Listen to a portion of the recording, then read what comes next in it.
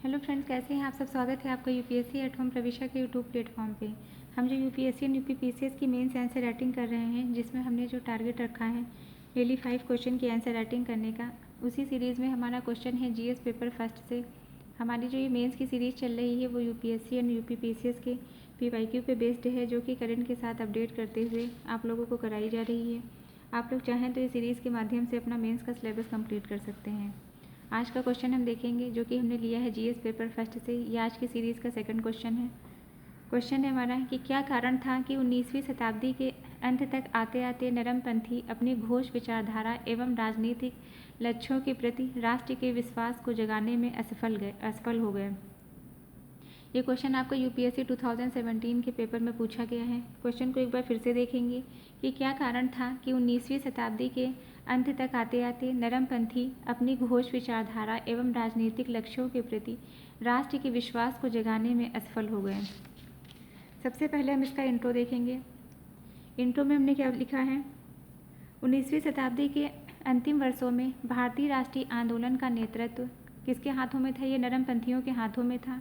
इन्होंने शांतिपूर्वक संवैधानिक सुधारों की मांग की, किंतु 1900 के दशक में आम जनता का विश्वास इनकी विचारधारा एवं लक्ष्यों से डगमगाने लगा। इसके मुख्य कारण क्या थे?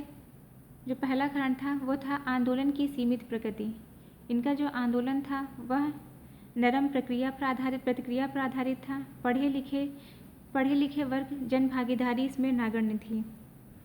मतलब नरमपंथियों का जो आंदोलन, ये जो इसके अंतर्गत जो है आंदोलन की सीमित प्रकृति का मतलब है कि जो नरमपंथियों का आंदोलन जो अभिजात्य वर्ग है वहाँ तक ही सीमित रहा है। गाँवों और निम्न वर्गीय जनता से संपर्क नगण्य था। जन भागीदारी का अभाव देखने को मिलता है। दूसरा क्या है, उदारवादी रणनीति की विफलता। याचना की नीति ने ठोस उपलब्धि नहीं हासिल की।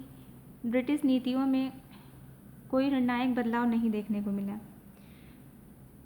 याचिका, प्रार्थना और प्रतिनिधित्व की नीति से कोई ठोस उपलब्धि नहीं हुई। ब्रिटिश शासन की नीतियों में कोई निर्णायक बदलाव इसके अंतर्गत जो है नहीं देखने को मिला। दूसरा क्या है, ब्रिटिश शासन के प्रति अत्यधिक विश्वास। शासन में अत्यधिक विश्वास, घोषणाओं पर भरोसा। नरमपंथी नेताओं का विश्वास ब्रिटिश शासन भारत के लिए लाभकारी है। उनका ये विश्वास था कि जो ब्रिटिश शासन है वह भारत के लिए लाभकारी है। उन्होंने बार बार रानी विक्टोरिया की घोषणाओं पर भरोसा जताया, जो आम जनमानस को व्यवहारिक नहीं लगा। इसलिए जो है इसमें जनता की भागीदारी नगण्य रही है। दूसरा क्या है, राष्ट्रीय मुद्दों से दूरी। स्वशासन जैसे दीर्घकालीन लक्ष्यों पर ध्यान केंद्रित, तत्कालिक सामाजिक समस्याओं पर जोर नहीं दिया गया। उदाहरण के लिए सूखा, शिक्षा, भूमि कर। नरमपंथियों का जो ध्यान था वह स्वशासन पर केंद्रित था, जो कि दीर्घकालिक लक्ष्य था। जो उस समय की जो मौजूदा जो स्थिति थी उसको अनदेखा किया गया, जैसे कि भूमि कर, सूखा, अकाल, शिक्षा, मजदूरी जो थी उस पर जोर नहीं दिया गया। नेक्स्ट क्या है, प्रभावी नेतृत्व का अभाव। अस्पष्ट मांगे थी। जनसंपर्क जो है बिल्कुल भी नहीं था, वो बहुत ही कम था। इनकी मांगे अस्पष्ट और कभी कभी आपस में विरोधाभासी थी। प्रभावशाली संगठनात्मक ढांचे और जनसंपर्क की कमी थी। विभाजनकारी घटनाएं। 1905 का बंगाल विभाजन और उस पर नरम प्रतिक्रिया ने जन असंतोष को बढ़ाया। लोगों को लगा कि नरमपंथी जनहित रक्षा करने में अक्षम है। उग्रपंथियों का उदय। जो नेक्स्ट पॉइंट है वो क्या है, उग्रपंथियों का उदय। इसमें जो हमने क्या लिखा है कि स्वराज मेरा जन्मसिद्ध अधिकार है जैसे नारों ने युवाओं को प्रेरित किया। बाल गंगाधर तिलक, विपिन चंद्र पाल और लाला लाजपत राय, जिसे जो है लाल बाल पाल के रूप में भी जाना जाता है। ये फैक्ट आपके प्री के पॉइंट ऑफ व्यू से काफ़ी इम्पोर्टेंट है।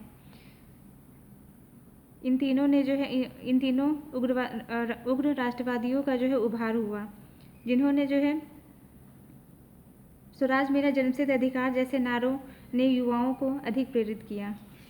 तो ये हमारा जो है क्वेश्चन का मेन बॉडी का पार्ट कंप्लीट होता है। अब इसका कंक्लूजन देंगे। अतः निष्कर्षतः यह कहा जा सकता है कि नरमपंथी, सीमित, अहिंसक और ब्रिटिश हितैषी नीति आम जनमानस को ना तो जोड़ सकी और ना ही ब्रिटिश शासन को झुका सकी। इस विफलता ने राष्ट्र को उग्रपंथी जनोन्मुखी और क्रांतिकारी मार्ग की ओर प्रेरित किया। तो ये हमारा क्वेश्चन कंप्लीट होता है, जो कि हमने लिया था जीएस पेपर फर्स्ट से। आप लोगों को हमारी जो ये मेंस की सीरीज़ चल रही है कैसी लग रही है हमारे कमेंट सेक्शन में ज़रूर बताइए। जिस किसी को भी हमारे ये वीडियो जो चल रहे हैं इसकी PDF चाहिए, वो हमारे टेलीग्राम हैंडल प्रविशा LKO पर कॉन्टैक्ट कर सकते हैं। तो ऐसे ही पढ़ते रहिए, लाइफ में आगे बढ़ते रहिए। UPSC एट होम प्रविशा के साथ मेंस आंसर राइटिंग करते रहिए। Thank you.